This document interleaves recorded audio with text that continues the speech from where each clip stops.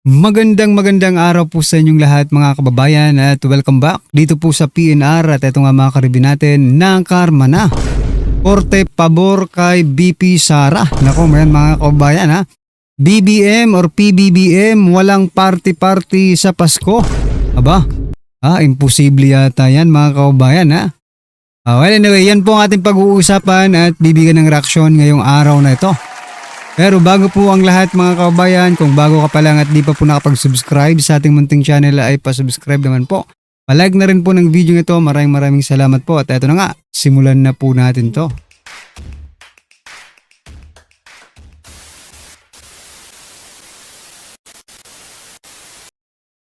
So yan mga kababayan, simulan po natin ang ating balitaan mula po dito sa Bante News Online. Nako, President Bongbong Marcos Jr. magtatrabaho pa rin ngayong Pasko. Pero parang imposible yata ito mga kababayan. Walang party-party sa Pasko. Kahit nga hindi Pasko, nagpa-party-party po sila. Di ba? Kaya napaka-imposible po nito. No? Sabi po dito, walang holiday break para kay Pangulong Ferdinand Marcos Jr. ngayong panahon ng Kapaskuhan. Bagkus ay magtutuloy-tuloy ang trabaho nito. Sino ang niloko nyo? Di ba? Niloloko nyo ba kami? Baka nga doble-doble po ang mga party-party dyan dahil Pasko ngayon. Kung hindi nga Pasko, nagpa-party-party kayo dyan sa Malacanang no? Kaya napaka-imposible po niyan. Pilipino ka naman no? Kaya may karapatan kang magpasko. At saka Kristiyano naman kayo. Diba? Anyway mga kaubayan, no? What I'm trying to point out dito, sana wag na nilang lokohin yung taong bayan. Kung magpa-party-party sila, mag-party-party na lang sila. Kasi lalabas rin naman po ang totoo. Anong magtatrabaho pa rin ngayong Pasko? Kaya nga nasabi ko, kahit nga hindi Pasko, nagpa-party-party kayo Yeah. Anyway, ano po ang inyong masasabi dyan mga kababayan? Naniniwala ba kayo na magtatrabaho pa rin ngayong Pasko? Baka ngayon pa nga lang, nagre-relax na kayo Yeah. Baka ngayon pa nga lang, nagpa-party-party na kayo, di ba? Ano po ang inyong opinion dyan? I-comment nyo na lang at eto, pasadahan din po natin itong si Dilima.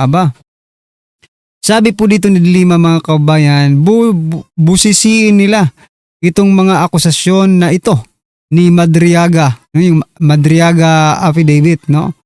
Kasi seryosong mga akusasyon ito kasi tungkol sa Pogo funding the candidacy of BP. Drug money allegedly funding the candidacy of BP Sara. Pag BP Sara, busisiin dapat, no? Kapag President Bongbong Marcos Jr., hindi pwedeng pag-usapan, no? Alin ba ang nauna? Yung expose ni Representative Saldico o si Madriaga? Sino ba ang mas kapanipaniwala? Yung mga sinasabi ni Saldico o itong si Ramil Madriaga mga kababayan, no? Yan.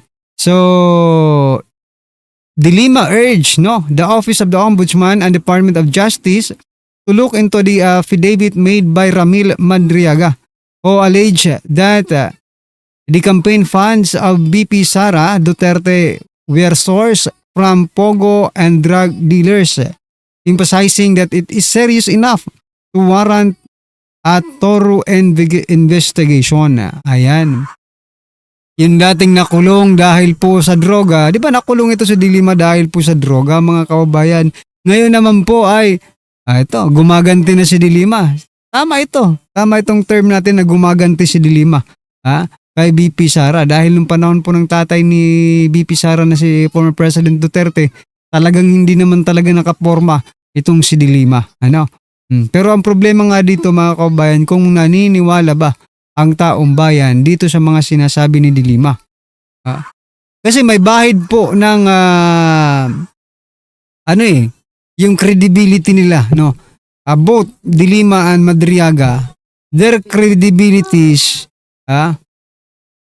hindi hindi solido, hindi pulido, hindi solido.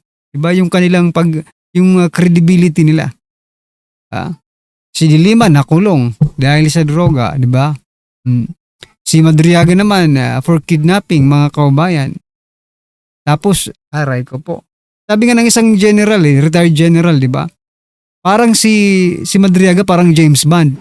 Nobody knows, no? Within the company or within the PSG. Hindi po siya nakikilala ng mga commanders. But still, sinasabi niya po na nagturo daw siya sa PSG. Aray ko po. So, dyan pa lang yung credibility pa lang mga kababayan. So, ang dapat yung imbestigahan niya yun, si Madriaga, ipatawag niyo sa Senado. Tapos, durugin niyo yung credibility niya. Diba? Gaya ng ginawa ninyo kay Sergeant Orly Gutesa and yung isa pa, yung matagal nang nangyari. Diba? Yung si ex-PDEA agent Jonathan Morales. Diba? Ganon, imbestigahan nyo rin itong si at i-contempt ninyo kung nagsisinungaling, isama nyo na ito. Itong si De Lima, isama nyo na sa contempt ninyo. Nang makatikim naman mga kababayan, di ba? Alright, ano po ang inyong masasabi dyan? I-comment nyo na lang. At eto, last po natin pag-usapan, i-play na po natin mamaya yung video mga kababayan. Gusto ko lang i-share ito. Kasi ito po, si Magno po, mga kababayan, si Professor Shelo Magno, no? Nananawagan na buksan ang bank account ni BP Sara upang masuri kung may plunder. So, ang gusto ko pong i-point out dito mga kababayan, bobo pala itong professor na ito Diba? Bakit? Kung ako ba, for example totoo po, for example, ako na lang muna yung kinakasuhan nilang plunder tapos official ako ng gobyerno. Ano ako, bobo ba ako para ilagay ko rin sa bank account ko yung yung pera mga kababayan? Napaka-bobo naman, di ba? Oh. Kaya nahahawaan na siguro to ni Gadun Akala ko talaga nung unang arangkada ni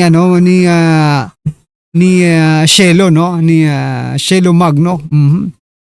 Akala ko talaga kasi siya advocate po siya ng transparency, di ba? Advocate po siya ng transparency.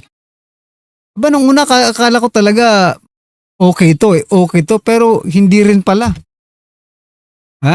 Hindi rin pala mga kababayan. Ngayon nga naiisip ko baka bayaran din itong si kung ano lang ito opinion lang po ito, baka nga bayaran po itong si Shelo Magno di ba? Kasi kasama niya po yung pare na addictus din mga kababayan. Umamin 15 years. Biruin mo yan, 15 years kang addict. Tapos kasama mo si Shelo Magno. Anong iisipin ng taong bayan yan? Di ba? Wala akong sinasabing addict din si si Shelo Magno. What I'm trying to point out, yung pare, yung addict ng 15 years di umano. Ay hindi pala di umano kasi totoo Siya mismo umamin sa investigasyon ni Senator Bato sa Senado. 15 years siyang gumagamit, mga kababayan. 15 years po siyang addictus.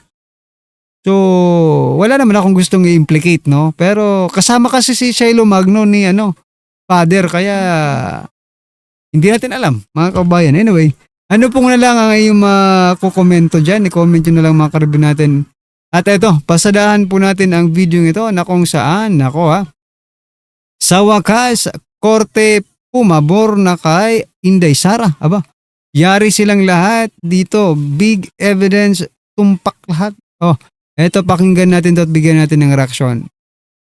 Pero ngayon nga, todo-todo sila na i-disqualify si BP Sara Duterte kasi that's the only way para manalo sila. Dahil alam nyo, ladies and gentlemen, kahit sa tindi ng mga paninira ng mga tao kay BP Sara Duterte, grabe ang taas ng kanyang ratings. Alam nyo, tatadta rin nila to. Expect more. Baka mamaya kung ano na ibintang sa kanya na di ba? Malay nyo, siya ang pumatay kay Rizal, siya ang pumatay kay Nino. Yung mga ganong pagbibintang. Malay nyo, may lalabas siya na whistleblower, di ba? Mahilig sila sa blow Alam mo naman yan mga yan Mga komblo. Alam mo yung komblo? Ay nako, i-google ninyo. Pero ilang grupo lang ang nakakaalam ng ibig sabihin ng komblo. Yung kaya yung contest ko ngayon, yung pa-Gcash natin, ano kaya ibig sabihin ng komblo? Pag nahulaan nyo, Hindi. Bura-bura. Hindi yan, ha? Hindi yan. Huwag niyo isusulat siya. Baka maano kayo ng Google. Ha? Ito, anyway, pag-usapan natin to, ha? Etong balita. Pero bago po mangyari ang mga ganyang klaseng usap na Whistleblower at bagong pasabog laban kay VP Sara. Ang revelasyon, suportado umano ng mga pogo at drug lord ang political campaign ng BC. take note, ikinabit nila yung Pogo. Kaya pala sila todo-todo nasira nun sa Pogo. Which is totoo naman. Ako, ayoko talaga yan. Diba? Kaya nila idinawit si Harry Roque at kung sino-sino pa para i-connect nila eventually yung Pogo kay Pangulong VP Sara Duterte. Pangulo na itawag natin yan. Pangulo na yan. I claim it. The presidente na yan si VP Sara Duterte. Oh, yan ang kanilang kanila pong inaano ngayon na siya ay produkto ng China, produkto ng Pogo. Di ba? Yan ang kanilang packaging ngayon. Narito ang exclusive agenda report ni Dexter Ganibe ng Abante. Submitted na sa Taguig Regional Trial Court ang notarized na 5 pages sworn affidavit ni Ramil Lagunoy Madriaga na nagpakilalang dating intel officer ng dating Pangulong Rodrigo Duterte at ninooy Davao City Mayor Sara Duterte. Sa affidavit, idinitalye kung kani-kanino napunta ang confidential fund ni VP Sara noong 2022 na isa sa naging ground ng isinampang impeachment case noong nakaraang taon. Meron siyang kwento dito sa affidavit niya na yung pera inabot sa kanya doon sa area sa Ultra Pasig sometime December 2022. Minsan nagatid din siya sa parking ng ombudsman. Tapos somewhere sa Laguna sa isang mayor. Pero hindi niya na-meet yung mayor, of course, no? Tapos sinatid niya rin sa isang comedy bar. Na Wow. kung saan pagmamayari or madalas nakatambay yung mga classmates sa College of Law ni VP Sara. So siya yung delivery person. Bagman na matatawag natin. Naks naman. Nakasaad sa notaryadong sinumpaang salaysay, 4 na duffel bag na bawat isa ay naglalaman ng 33 hanggang 35 milyon pesos. Bukod pa iyan sa anyay 1 bilyong pisong i-deliver niya noong Pebrero 2020. Take note, mas malaki ito. Nilakihan talaga nila Mas malaki kesa doon sa delivery ni Saldico. Tanginang yan. Gago. Ito ganito katarantado ito mga kakampuet, mga legal illuminary, mga analyst nila. Pantakin nyo, nung panahon na si Saldico nagsalita, di ba? Kini-question nila yung paano mo binitbit yan? Ang bigat-bigat niyan. Nagkasya ba yan? Ganyan yung mga yan Lalo na nasa media, pag nag-uusap-usap sila sa mga podcast nila, magkakasya ba yan? Oh, lalo niyan, dyan sa hindi ko na nasasabihin, dyan sa Alliance, marami dyan, mga kakampuit. Tsaka marami rin dyan, mga komunista. Di ba? Oh, sabi nila, kesyo daw, hindi magkakasya yan. Ngayon, eto, basta na lang nilang tinanggap. Pantakin mo, mag-isa lang siya nag-deliver. Dala-dala pa sa comedy bar. Mali-malit. Papasok ka na comedy bar, may dala-dala ka maleta. Ayop. Gago. Ang inang niya. Ito kung ikaw magpapadeliver ng sobrang laking pera, bakit pa dun sa bar? Pwede naman sa mas maayos-ayos dun sa bahay. Pera yan So, siyempre yung movements, basta ko ano man yun. Yung galawan, nung pera, siyempre lilimitahan mo. Di ba? Hindi mo pwedeng, alam mo yun, magdi-deliver ka, hindi nga lang 1 milyon yan Kahit nga, kunwari, halimbawa lang, may magdi-deliver sa akin 1 milyon. Hindi ko pa pupuntahin sa bar, pare. Kita tayo sa bar, Doon mo sa akin iabot yung 1 milyon. Paano kung mapainom ako? Tapos may umupo pa sa tabi ko. Hawak-hawakan yung legs ko. Bakla pala, bayot. Gago! Diba? Delicates. Siyempre kung ako magpapadeliver ng pera, sa bahay ko papadeliver. Dito, diretso na sa anong tawag doon? Yung sa lagayan ng pera, wala kasi kung ganun Bolts. Ano yun, bolts?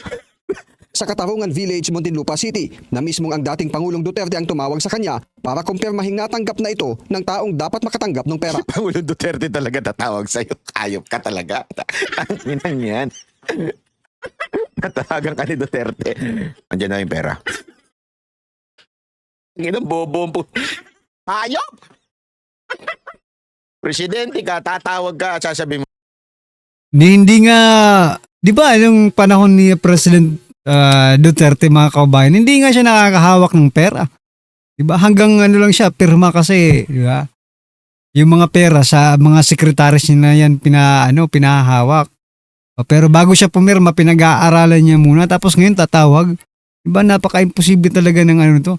itong affidavit ni Madriaga, mga kababayan. Napaka-imposible. Nandiyan na ba yung pera? Sinong tanga? Alam mo, ang inang bobo, puta. Yung kwento pang bobo. Halimbawa lang, aminin natin totoo. Kunwari, totoo yan. Sige, totoo. Aminin ko, totoo. Ako mismo tatawag eh. Tang ina, bilyon-bilyon yung pera. Tatanong mo sa tao, na-deliver mo na ba yung lagay mo sa akin, yung pera? Siyempre mag-uutos ka. Hayop. Una raw siyang pinakilala sa mga Duterte noong 2016 campaign period at nang manalo ay itinalaga siya bilang counterintelligence agent sa National Security Council at tumutok sa Oplan Double Barrel. 2018 nang pinakilala siya kay nooy Davao City Mayor Sara Duterte para magbigay ng mga intel report sa kandidatura nito sa pagkapangulo. Inatasan din daw siya ng Vice Presidente para Ang dami kong kilalang ganyan. Tangina, yung isang kalbong walang ngipin. Panay ang picture nung kay BP Sara Duterte. Pwede ba natin sabihin na nagdi-deliver yun ng ngipin? O nagdi-deliver yun ng lalaki kay BP Sara Duterte? Alam mo yung mga lintik na picture-picture na yan. Ano, ibig sabihin, jowa ko si Ivana kasi may picture kami ni Ivana. Pwede ko ba sabihin yun? Nang engangan kami? Hindi. Ay, yung picture, ano yan sa totoo lang, Vice President yan, napakasikat niyan. Kahit saan pumunta yan, lahat nagpapapicture dyan. Mapa-government official, mapa-ordinaryong tao, kahit sino.